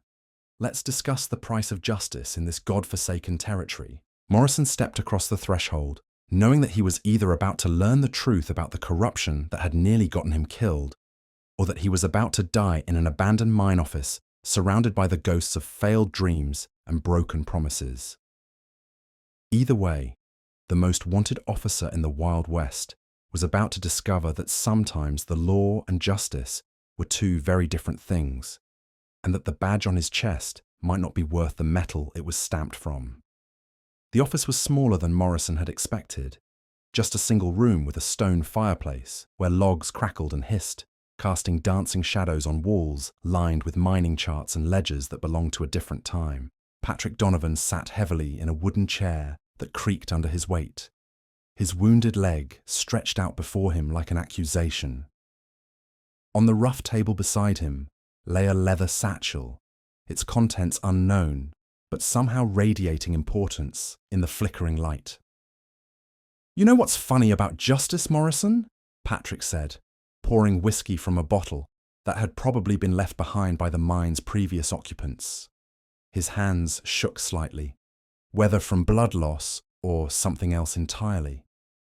"It's like silver ore. Looks valuable when you first dig it up, but the more you process it, the more impurities you find." Morrison remained standing, his back to the wall, where he could see both Patrick and the door. Outside, he could hear the wind picking up, whistling through the abandoned buildings like the ghosts of miners who died in pursuit of dreams that turned to dust. "Is that what this is about? Philosophy?" Patrick laughed, a sound devoid of humor. "Philosophy, is it? No, Marshal. This is about survival. Mine, yours, and that of every man who's ever worn a badge in this territory and thought he was serving justice instead of just serving time until someone with more money decided he was inconvenient." The Irishman reached for the leather satchel with careful deliberation, his eyes never leaving Morrison's face. "Do you want to know why you were really sent to Perdition Creek? Not the story they told you about bank robbers and stolen silver, but the real reason." Morrison's hand drifted closer to his gun, not quite threatening, but ready. "I'm listening." "You were sent here to die, my friend. Not by accident, not as an unfortunate consequence of dangerous work, but specifically and deliberately. The men who gave you this assignment knew exactly what they were doing when they sent one honest marshal into a town full of bought and paid for corruption." Patrick opened the satchel and withdrew a bundle of papers, letters, and documents bound with string. They needed someone to blame for the bank robbery, someone whose death would close the case permanently and prevent any inconvenient questions about who else might have been involved. The words hit Morrison like physical blows, confirming suspicions he'd been trying to ignore. "And you? What's your role in this elaborate funeral?" "I'm the gravedigger, supposedly. The dangerous criminal who killed the brave marshal in a heroic gunfight that tragically claimed both our lives. Very neat, very final. No loose ends to embarrass anyone important." Patrick held up the bundle of papers. "But the thing about being a gravedigger, Morrison, is that you learn where all the bodies are buried. Morrison studied the documents in Patrick's hands, recognizing official letterhead even at a distance. What kind of bodies? The kind that vote on territorial legislation, the kind that award railroad contracts and mining rights, the kind that decide which towns get federal protection and which ones are left to fend for themselves. Patrick's voice was growing weaker, but his eyes remained sharp. Want to know how many federal marshals are on the railroad payroll? How many judges have investment interests in the very mines they're supposed to regulate? How many politicians promised statehood in exchange for looking the other way while certain industries wrote their own laws? The implications were staggering, reaching far beyond Morrison's simple assignment to arrest bank robbers. If Patrick was telling the truth, the corruption extended through every level of territorial government, creating a shadow system where money and influence mattered more than law or justice. "Why tell me this?" Morrison asked. "If I'm supposed to die here, why not just shoot me and burn the evidence?" Patrick was quiet for a long moment, staring into the fire as if reading his future in the flames. "Because I'm tired, Morrison. Tired of being someone else's weapon, tired of killing for men who wouldn't soil their own hands with honest dirt, let alone honest blood. And because—" He looked up, meeting Morrison's eyes directly. "Because you're the first lawman I've met in 5 years who wasn't for sale." Outside, a board creaked in the wind, but Morrison's trained ear caught something else: the careful placement of a boot on loose gravel. Garrett was moving into position, probably wondering why the expected gunfight hadn't materialized. The situation was balanced on a knife's edge, and Morrison knew that one wrong word could send everything spiraling into violence. "What do you want from me?" Morrison asked quietly. "I want you to take these papers and use them, not to destroy good men who were caught in bad situations, but to go after the ones who created those situations in the first place. The men who decided that territorial law was just another commodity to be bought and sold." Patrick extended the bundle toward Morrison. "I want you to be the marshal you swore to be when you first pinned on that badge." Morrison hesitated. Taking the documents would make him a target for everyone implicated in their contents, but it would also give him the evidence needed to clean up a system that had nearly gotten him killed. Refusing them would maintain his safety, but condemn the territory to continued corruption and lawlessness. "There's something else," Patrick continued, his voice dropping almost to a whisper. "The Denver bank robbery, it wasn't about the money. We were hired to steal specific documents from the bank's safety deposit boxes, financial records that proved certain territorial officials were skimming money from federal appropriations. The silver was just cover, something to make it look like a regular robbery." The pieces began falling into place in Morrison's mind. The timing of his assignment, the insistence that he work alone, the presence of Marshal Garrett in Perdition Creek, all of it pointed to a conspiracy that reached higher than he'd imagined possible. "Who hired you?" Morrison asked. Before Patrick could answer, the office door burst open and Garrett stepped inside, his shotgun trained on the wounded gang leader. "Step away from him, Sam. This conversation is over." Morrison turned to face his former partner, reading the tension in Garrett's stance and the grim determination in his eyes. "Wade, we need to hear what he has to say. The corruption goes deeper than we thought."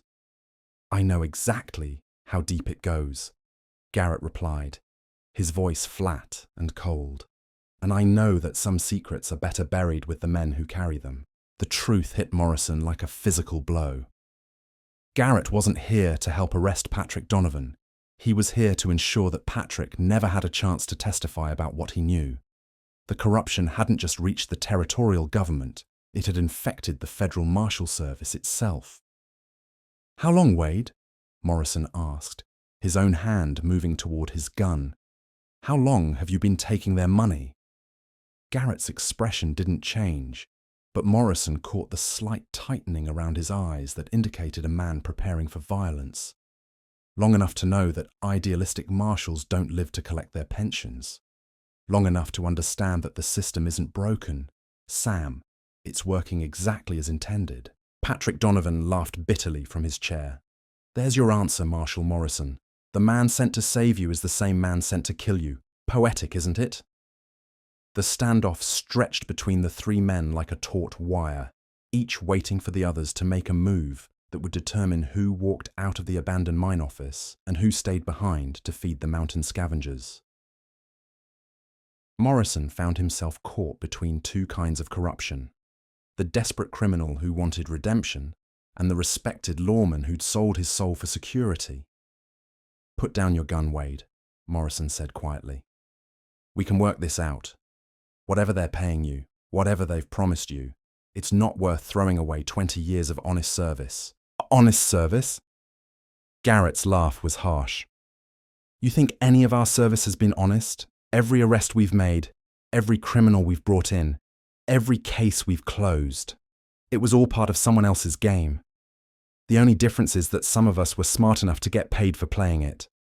The wind outside had picked up, rattling the loose boards of the mining buildings and sending sparks up the chimney in wild spirals. The sound masked the approach of footsteps until it was too late. Billy Crane appeared in the doorway behind Garrett, his wounded arm in a makeshift sling, but his gun hand steady. "Seems like everybody's having a party without me," Billy said, his young voice carrying the hard edge that came from too much violence and too little hope. "Mind if I join the conversation?" Morrison realized that his carefully planned arrest had become something much more dangerous. A four-way standoff in an isolated location where the only witnesses would be the wind and the stars. Each man in the room had reasons to kill the others, and each had the means to do it.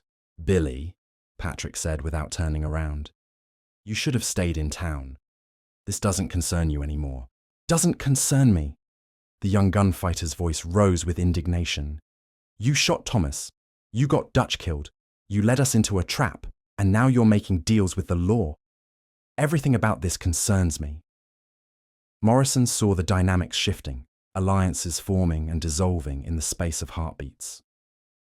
Billy wanted revenge against Patrick for the death of his friends. Garrett wanted to eliminate both Patrick and Morrison to protect his employers. Patrick wanted to live long enough to see justice done, even if it meant cooperating with the law he'd spent years evading. And Morrison wanted to uphold his oath as a federal marshal, even if it meant standing alone against everyone else in the room.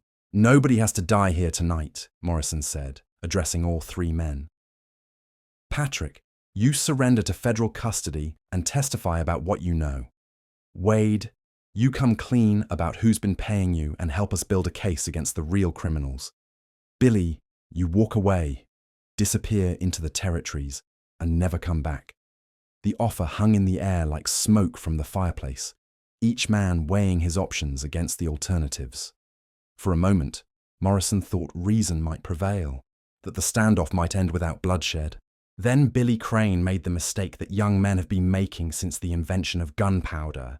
He let his emotions override his judgment. "Nobody walks away from this," he snarled, swinging his gun toward Patrick. "You killed my friends, you Irish bastard, and I'm going to—" His words were cut off by the thunder of Garrett's shotgun. Billy spun and fell, his unfired pistol clattering across the wooden floor. But the sound had broken the spell that held the other three men frozen, and suddenly everyone was moving at once. Patrick lunged for the bundle of documents on the table, trying to protect them, even as Morrison drew his gun and Garrett swung the shotgun toward his former partner. The office exploded into chaos. Gunfire, shouting, the crash of overturned furniture as men dove for cover in a space too small to contain the violence they were unleashing. Morrison's first shot took Garrett in the shoulder, spinning the big marshal around and causing his second shotgun blast to go wide, tearing chunks of wood from the wall instead of flesh from Morrison's body. Patrick had managed to grab the documents and was crawling toward the fireplace, either trying to escape or to destroy the evidence rather than let it fall into the wrong hands. Garrett, wounded but far from finished, reversed his grip on the shotgun and swung it like a club, catching Morrison across the ribs and driving him to his knees. The two lawmen grappled on the floor, 20 years of partnership forgotten in the desperate struggle for survival. Morrison could smell the whiskey on Garrett's breath. see the desperation in his eyes, feel the strength that came from a man fighting for more than his life, fighting for his secret and his security and his carefully constructed world of profitable corruption.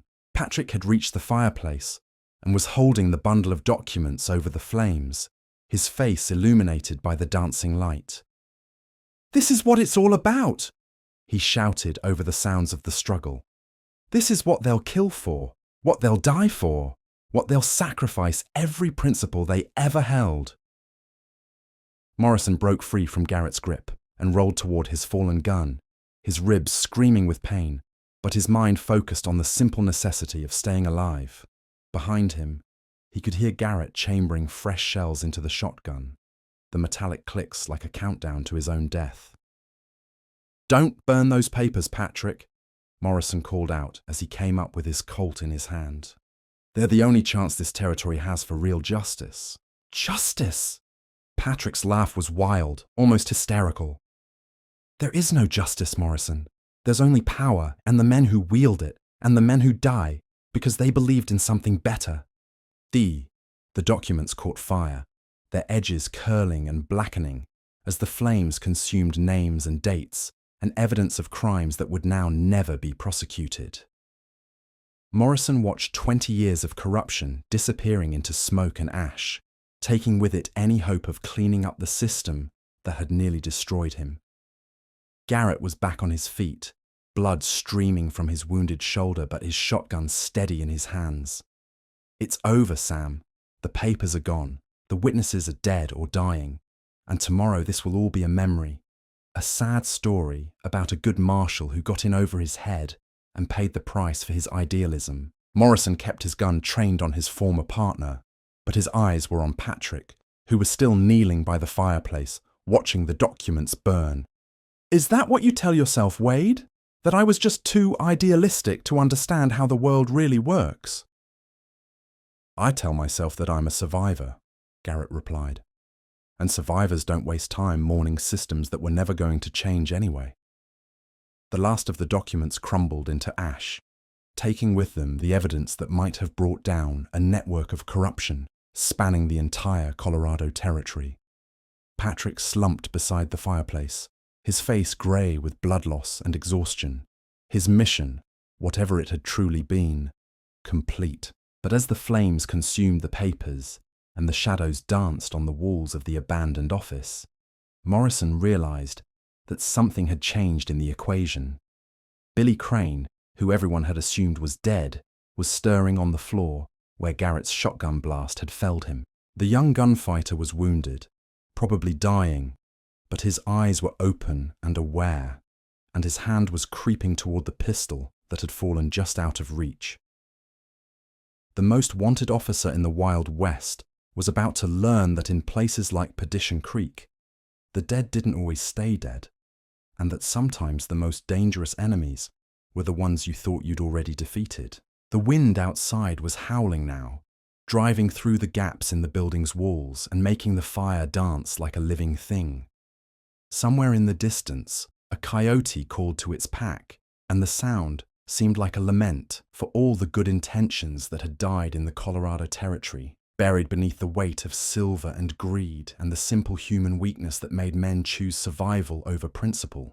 Morrison kept his gun steady, his eyes moving between Garrett and the dying Patrick and the supposedly dead Billy Crane, wondering which of them would make the next move and whether he would live long enough to see the sunrise paint the mountains gold. In his heart, he knew that whatever happened in the next few minutes would determine not just his own fate, but the fate of justice itself in a land where the law was whatever the man with the most money said it was. The fire crackled, the wind howled, and 4 men waited in the darkness to see who would be left standing when the smoke finally cleared. The silence that followed stretched like a held breath, broken only by the crackling of flames, consuming the last fragments of evidence and the laboured breathing of wounded men. Morrison could feel sweat mixing with blood on his forehead, the metallic taste of fear and adrenaline coating his tongue like copper pennies. In the dancing firelight, every shadow seemed to move with purpose. Every creak of settling wood sounded like the approach of death. Billy Crane's fingers had found the grip of his fallen pistol, and Morrison watched with the detached fascination of a man who understood he was witnessing his own potential demise. The young gunfighter's face was pale as fresh snow, his shirt dark with blood, but his eyes held the focused intensity of a wounded animal that still had teeth. "Interesting situation we find ourselves in," Patrick said from his position by the fireplace, his Irish accent thick with pain and dark amusement. 4 men, 3 guns, and enough bad blood to fill the Arkansas River. Garrett kept his shotgun trained on Morrison, but his eyes flicked toward Billy, calculating distances and angles with the professional assessment of a man who'd survived too many such encounters through careful preparation rather than lucky breaks. "Boy's got sand, I'll give him that. Most men would have the courtesy to die when they're shot." "Most men," Morrison said quietly, "don't have as much to prove." Billy's hand closed around his pistol, the movement slow and deliberate despite the blood loss that was clearly sapping his strength. "You all talk too much," he whispered, his voice barely audible above the wind outside. "Should have finished this back in town." The young gunfighter began to raise his weapon, and Morrison knew that the careful balance of the standoff was about to collapse into chaos. But before Billy could complete his draw, Patrick Donovan did something unexpected. He began to laugh. Not the bitter, defeated sound he'd made earlier, but genuine amusement that seemed wildly inappropriate given their circumstances. "Do you know what the funniest part of all this is?" Patrick asked, his voice growing stronger despite his wounds. "We're all fighting over scraps while the real feast is happening somewhere else entirely. Those documents I burned, they were copies, my friends. Insurance policies written in someone else's hand." Morrison felt his world shift slightly, like standing on a ship's deck in heavy seas. "What are you saying?" "I'm saying that Samuel Morrison, federal marshal and honest man, has been playing checkers while everyone else was playing chess." Patrick reached into his coat with careful deliberation, producing a second bundle of papers that was identical to the one he'd just fed to the flames. "The real evidence is right here, gentlemen. Names, dates, amounts, signed confessions from men who thought they were buying protection instead of signing their own death warrants." Garrett's face went white beneath his weathered tan. "That's impossible. We watched you burn everything." "You watched me burn copies," Patrick corrected. "The originals have been kept somewhere much safer than a saddlebag in a frontier town." "Did you really think I'd carry the only evidence of territorial corruption into a gunfight with federal marshals?" Morrison's mind raced through the implications. If Patrick was telling the truth, if the real evidence still existed, then everything that had happened tonight, the shootout in town, the deaths, the desperate flight to the abandoned mine, had been elaborate theatre designed to convince everyone that the threat had been eliminated. "Where?" Morrison asked simply. "Ah, now that's the question, isn't it?" Patrick struggled to his feet, using the fireplace mantel for support. "The location of that particular treasure depends entirely on whether I walk out of this office alive or get carried out in a box." Billy Crane had managed to raise his pistol, but the effort had cost him what remained of his strength. His hand shook like a leaf in autumn wind, and Morrison could see the awareness in his eyes that he was dying, that whatever vengeance he'd hoped to extract was slipping away with his life. "Don't matter," Billy whispered, his words slurred with pain and blood loss. "Don't matter where you hid anything. Dead men don't spend silver, and dead men don't testify in court." The young gunfighter's finger tightened on the trigger, but instead of aiming at Patrick, he swung the barrel toward Morrison. In Billy's fevered logic, killing the federal marshal would eliminate the threat to whatever remained of his gang while denying Patrick the protection he'd been trying to negotiate. Morrison was already moving when Billy fired, throwing himself sideways as the bullet whined past his ear and buried itself in the wooden wall. He hit the floor hard, his wounded ribs screaming in protest, but managed to keep hold of his gun and bring it to bear on the young gunfighter. Billy was trying to cock his pistol for a second shot when Morrison's bullet took him in the chest, the impact driving him backward against the wall, where he slid down to sit in an awkward heap. His gun fell from nerveless fingers, and his eyes lost their focus as the last of his life leaked out onto the rough wooden floor. "Poor lad," Patrick said softly. "Probably never had a chance to be anything other than what he became. This country has a way of taking boys and turning them into killers before they're old enough to know better." Garrett had used the distraction of Billy's final play to reposition himself, moving closer to the door while keeping his shotgun trained on Morrison. Touching eulogy. "But we still have business to finish. Sam, you've caused enough trouble for one night. Time to accept that some fights can't be won." Morrison rolled behind an overturned desk, putting solid wood between himself and Garrett's shotgun. "The only fight I'm interested in winning is the one for justice, Wade. And if Patrick's telling the truth about those documents, we might still have a chance." "Justice," Garrett spat. "You sound like a preacher talking about salvation to a congregation of sinners." "Wake up, Sam. There is no justice in the territories, just different degrees of corruption.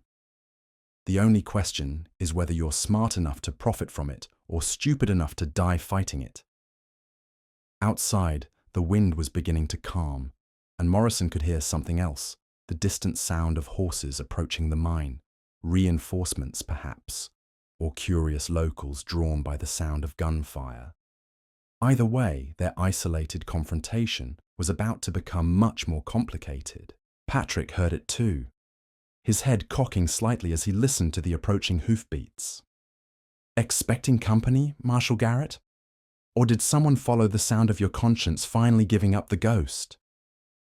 "My conscience died years ago," Garrett replied, "along with my illusions about right and wrong and the noble cause of law enforcement. What's coming up that trail is cleanup crew, boys who work for the same people I work for. They'll make this whole mess disappear, along with everyone in this room." Morrison felt the walls of the trap closing around him. If Garrett was telling the truth, if armed men were approaching with orders to eliminate witnesses, then his options were dwindling rapidly. He could try to fight his way out, but the odds of surviving a running gun battle in unfamiliar terrain were poor at best. He could try to negotiate, but men who killed to cover up corruption weren't usually interested in reasonable discussions. Or he could trust Patrick Donovan, an admitted criminal who claimed to have evidence that could bring down the entire corrupt network. It wasn't much of a choice, but it was the only one that offered any hope of seeing justice done. "Patrick," Morrison called out, keeping his voice low. "Those documents you mentioned, are they really worth dying for?" The Irishman considered the question with the deliberation of a man who'd spent his life making choices between bad options and worse ones.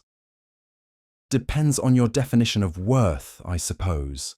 They won't bring back the men who died tonight, won't undo the damage that's been done, but they might prevent worse damage in the future." The sound of horses was getting closer, and Morrison could make out individual voices now, men calling to each other in the practiced tones of those accustomed to working together in dangerous situations. Professional killers, most likely, the kind who cleaned up messes for people with enough money to hire them and enough power to protect them. "How many?" Morrison asked Garrett. His former partner smiled grimly. "Enough. More than enough to handle one idealistic marshal and a wounded bank robber. They'll make it look like you died heroically in the line of duty, Sam. Your name will go on the Federal Marshal Memorial, and your widow will get a nice pension check every month." "My wife is already dead," Morrison said quietly. "Has been for 6 months. Consumption took her while I was chasing shadows for men who were planning to have me killed." Something flickered in Garrett's eyes.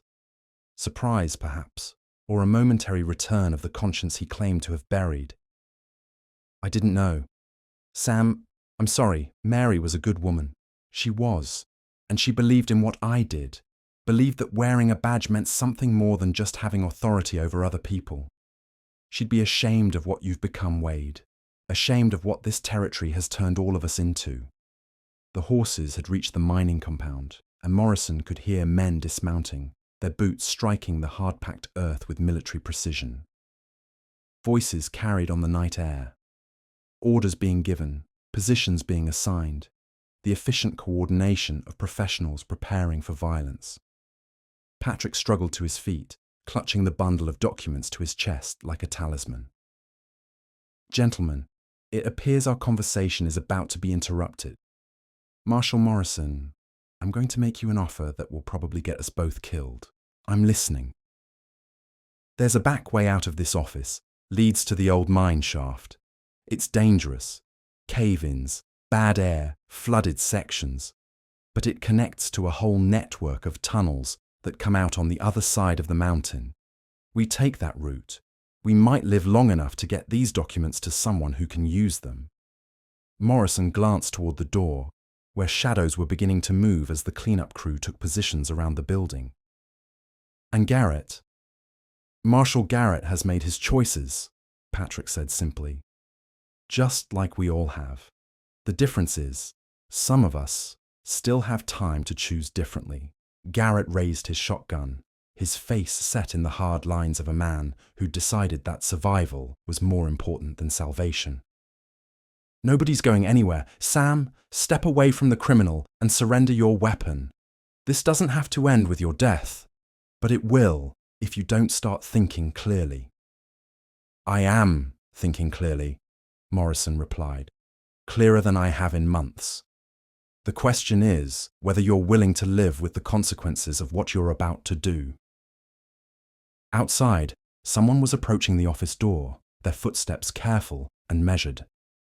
Morrison could see the flicker of lantern light through the gaps in the walls, could hear the soft murmur of men communicating through hand signals and whispered words. Patrick moved toward what Morrison now realized was a concealed door in the back wall of the office, hidden behind a rack of mining charts that had been left behind when the operation shut down. The Irishman's face was grey with pain and blood loss, but his eyes held the determined focus of a man who'd found something worth fighting for in the last moments of his life. "Marshal Morrison," Patrick said formally, "I'm surrendering myself to federal custody. I request protective custody in exchange for testimony regarding criminal conspiracy reaching to the highest levels of territorial government." The words were spoken loudly enough to carry beyond the walls of the office, a formal declaration that would be heard by the men surrounding the building. It was either a desperate bluff or a brilliant tactical move, forcing the cleanup crew to decide whether they were willing to murder a federal prisoner who'd already been taken into custody. Morrison made his decision. He holstered his gun and moved toward Patrick, knowing that he was either saving his life or ensuring his death, but certain that doing nothing would accomplish neither. "Patrick Donovan, you're under arrest for bank robbery and conspiracy. You have the right to remain silent." Garrett's shotgun boomed in the confined space, but his target was no longer there. Morrison and Patrick had already disappeared through the concealed door, plunging into the darkness of the abandoned mine shaft as buckshot peppered the wall where they'd been standing moments before. Behind them, the office filled with armed men who'd arrived too late to prevent the escape, but not too late to begin the pursuit. And somewhere in that darkness ahead, two unlikely allies, a federal marshal and an Irish bank robber, began a desperate journey through the bowels of the earth, carrying with them the only evidence that might bring justice to a land where justice had become just another commodity to be bought and sold. The most wanted officer in the Wild West had finally found what he'd been looking for, but whether he would live long enough to do anything about it remained to be seen. In the tunnels ahead lay either salvation or damnation, and in the darkness behind them came the sound of pursuit. The voices of men who'd been paid to ensure that some secret stayed buried forever. The mine shaft swallowed them like the throat of some ancient beast, and the last thing Morrison heard before the darkness closed around them was the sound of Garrett's voice, calling out orders to the cleanup crew with the weary authority of a man who'd sold his soul one piece at a time and was finally being asked to pay the full price. The mine tunnel stretched ahead like a throat lined with rotting timber, each footstep echoing in the darkness with the hollow sound of men walking deeper into their own graves. Morrison's hand found the rough stone wall, using it to guide his way while his other arm supported Patrick, whose breathing had become increasingly laboured as blood continued to seep through his makeshift bandages. Behind them, the voices of their pursuers grew fainter but never disappeared entirely, a constant reminder that death was following them through the bowels of the earth with patient determination. The clean-up crew would be cautious, Morrison knew, unwilling to rush headlong into unfamiliar tunnels where cave-ins and bad air could kill them as easily as any gunfight. But they would come, methodically and professionally, because that's what they were being paid to do. "How far does this tunnel go?" Morrison whispered, his voice barely audible above the sound of dripping water and settling timber. Patrick's reply came in gasps, each word an effort. "Mile, maybe 2. Connects to the main shaft eventually, but there are side passages. Places a man could hide if he knew where to look." They pressed on through the suffocating darkness, their progress marked by the gradual change in the tunnel's character. The rough-hewn walls gave way to natural cave formations, and the wooden supports became more infrequent. Water trickled down the walls in thin streams that caught what little light filtered down from distant openings, creating the illusion of silver veins running through black stone. Morrison's mind worked through their situation with the methodical precision that had kept him alive through a decade of dangerous assignments. The men pursuing them would have advantages, better knowledge of the mine's layout probably, and certainly more manpower, but they would also have disadvantages. The tunnels were a maze, and in darkness, numbers could become a liability rather than an asset. Men could get separated, lost, or caught in crossfire from their own allies. More importantly, Morrison had something his pursuers didn't: a desperate need to see justice done, and a wounded criminal who claimed to possess evidence that could expose corruption reaching to the highest levels of territorial government.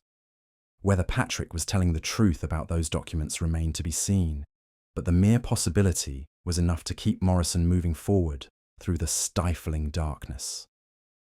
They reached a junction where 3 tunnels branched off in different directions, each disappearing into impenetrable blackness.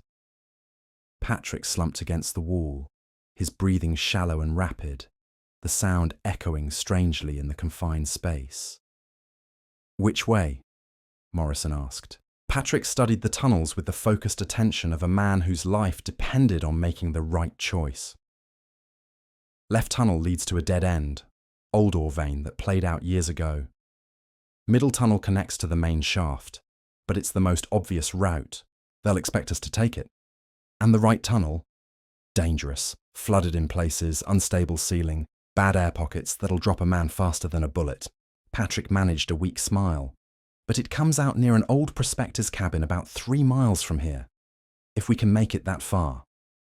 Morrison considered their options. The safe route would likely lead them straight into the arms of their pursuers. The obvious route would be watched and guarded.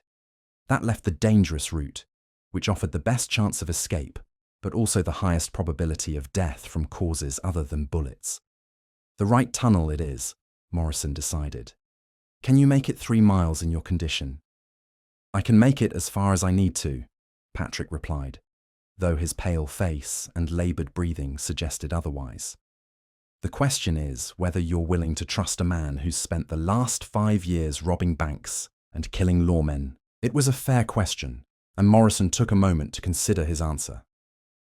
In the world above, Patrick Donovan was a criminal, a man who'd chosen to live outside the law and profit from violence and theft. But in the darkness of the mine tunnel, with corrupt marshals and hired killers pursuing them both, the lines between right and wrong had become blurred beyond recognition. "I'm willing to trust a man who claims to have evidence of corruption," Morrison said finally. "Whether that man is a saint or a sinner matters less than whether he's telling the truth." They took the right tunnel, leaving behind the relative safety of known routes for the treacherous uncertainty of flooded passages and unstable ground. The floor here was uneven, broken by pools of stagnant water that reflected their passage in dark mirrors. The air grew thicker, harder to breathe, carrying the musty smell of decay and the metallic tang of minerals leaching from the surrounding stone. Progress was slow and dangerous. Twice, they had to wade through water that reached Morrison's waist, the cold liquid shocking against his skin and soaking through his clothes until he felt like he was carrying the weight of the mountain itself. Patrick struggled with each step, his wounded leg barely supporting his weight, his breathing becoming more laboured as the thin air and physical exertion took their toll. But they pressed on, driven by the knowledge that stopping meant death, and the hope that somewhere ahead lay not just escape, but the possibility of redemption. The tunnel began to slope upward, and Morrison felt his ears pop as they climbed toward what he hoped was fresh air and daylight. It was then that they heard it, the sound that every miner dreaded, the deep groaning of timber under impossible stress, followed by the crack of wood giving way to forces it was never meant to withstand.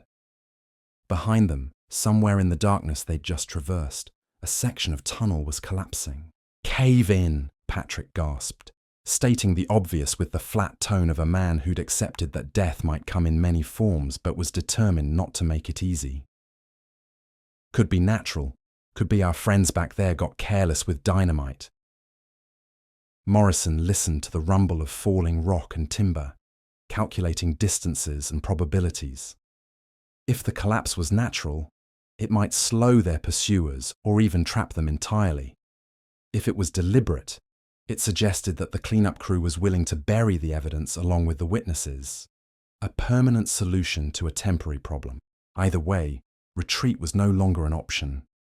They could only move forward, deeper into the mountain's heart, following a tunnel that might lead to safety or might simply be a more elaborate tomb than the one they'd just escaped. The air began to improve as they climbed, and Morrison caught the faint scent of pine and wood smoke on the breeze that whispered through the tunnel. Somewhere ahead, the passage connected to the surface world, to clean air and open sky and the possibility of seeing another sunrise. But with that hope came a new concern. If the tunnel opened near a prospector's cabin, as Patrick had claimed, there was no guarantee that the cabin would be empty.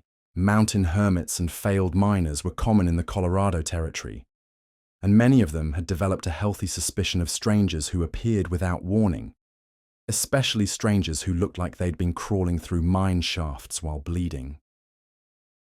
"Tell me about this cabin," Morrison said, as they navigated around a pool of water that stretched across the entire width of the tunnel. "Belongs to an old German named Klaus Hoffmann," Patrick replied, his voice stronger now that the air was improving. "Been prospecting these mountains for 20 years. Never found enough gold to fill a tooth, but too stubborn to quit. Lives alone, keeps to himself, doesn't ask questions about other people's business. And he won't shoot us on sight. Shoot us on..." Patrick's laugh was weak but genuine. "Klaus might shoot at us, but his eyesight's been failing for years and his rifle's older than statehood. Besides, he owes me a favour." Morrison decided not to ask about the nature of that favour, suspecting that the answer would only complicate an already complex situation. Instead, he focused on the growing circle of grey light that was beginning to appear ahead of them, proof that the tunnel did indeed connect to the surface, and that their gamble through the dangerous passage had paid off. They emerged from the tunnel into the pre-dawn darkness of a mountain morning, the air so clean and cold after the stifling atmosphere of the mine that Morrison felt dizzy with the simple pleasure of breathing freely. The prospector's cabin sat in a small clearing, perhaps 50 yards away, smoke rising from its chimney in a thin column that spoke of warmth and shelter and the possibility of rest. But rest would have to wait. Even as they stumbled toward the cabin, Morrison could hear sounds from the direction of the mine entrance. Voices, horses, the organized activity of men who had not given up their pursuit. The collapse had delayed them, not stopped them, and they would be looking for other ways to track their quarry. Patrick knocked on the cabin door with a pattern that suggested familiarity. 3 short raps, followed by 2 longer ones, then 3 short again. After a moment, the door opened to reveal a man who matched the description of Klaus Hoffmann. Elderly, bearded, wearing clothes that had seen better decades, and holding a rifle that looked like it had been manufactured during the previous century.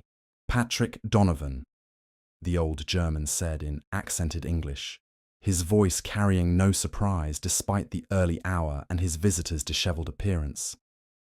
"I wondered when you would come calling on that favour. Klaus, my friend. I need shelter for myself and this gentleman. Federal business, you understand." The prospector's eyes shifted to Morrison, taking in the badge pinned inside his coat and the evidence of recent violence written in blood and gunpowder stains.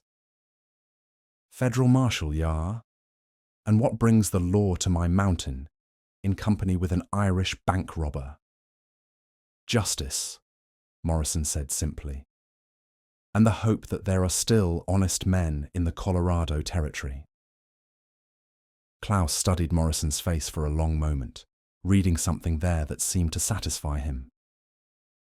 "Come in then, both of you, but know this. My cabin is neutral ground.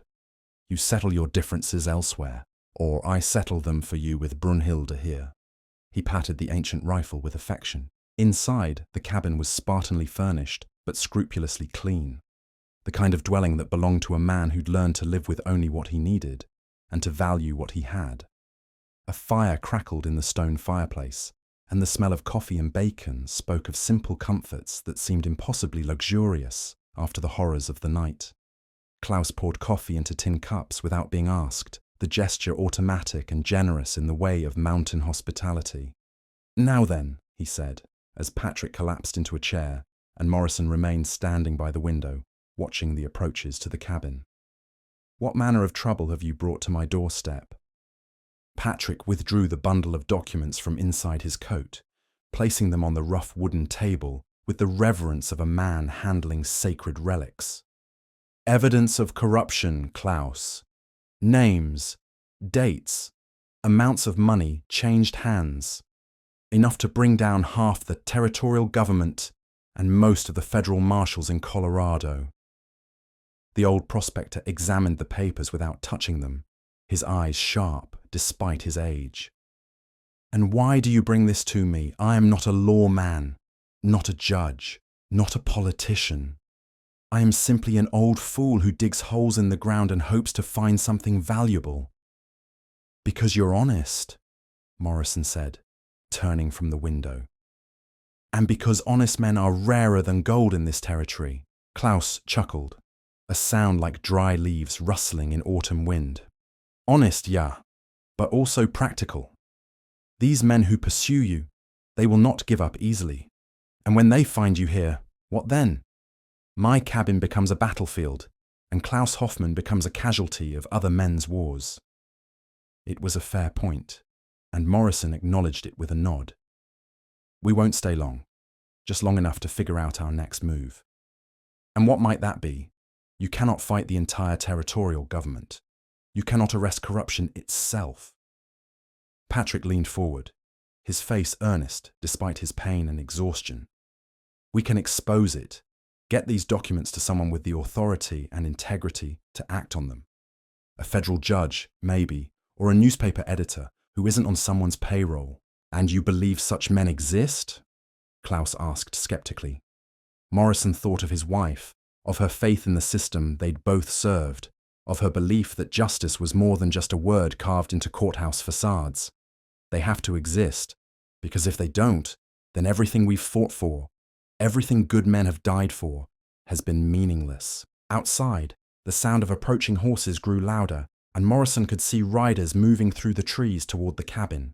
The cleanup crew had found their trail, had followed it to its logical conclusion.